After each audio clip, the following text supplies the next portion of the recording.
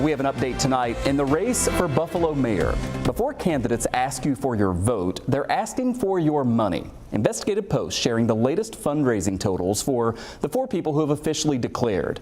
Now, this is looking at acting mayor Chris Scanlon. He's raised over the past 6 months more than $500,000. Sean Ryan just won re-election to the state Senate, so his fundraising period only covers 6 weeks. He's raised a lot less, but has almost as much cash on hand.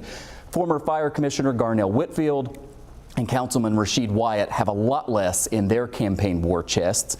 What to make of all this? Investigative Post Associate Editor Jeff Kelly joins me live here tonight. How do you size this up in the money race? Well, as you pointed out, there are 2 clear front runners. Yep. You know, the sort of quasi-incumbent acting mayor Chris Scanlon and his leading challenger, State Senator Sean Ryan.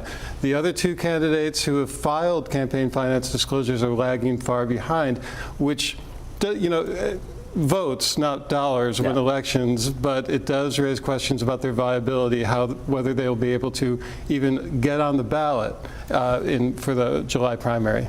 Yeah, you talk about the primary being in July. I mean, it's going to be here before you know it. Do you expect these numbers to increase dramatically? I mean, Sean Ryan is only a 6-week period there. Obviously, acting mayor Scanlon's been raising money longer. Yeah, and they both will continue to raise money as the primary gets closer and through that crucial petitioning period where all candidates must get thousands of signatures, you know, in the teeth of the Buffalo winter. Yeah. You know, it's a tricky process.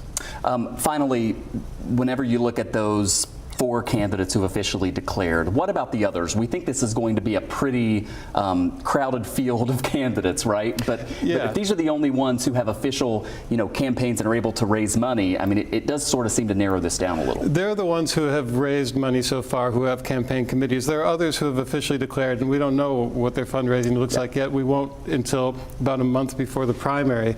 It does sort of winnow things down. What's interesting to me, too, is to see who's donating. You know, you see Chris Scanlon raising a ton of money at a torrid pace in the last 2 months, largely from the same base of donors, developers and city vendors who supported his predecessor, Byron Brown, which is to be expected. Again, he's the quasi-incumbent. Those are the people who support you.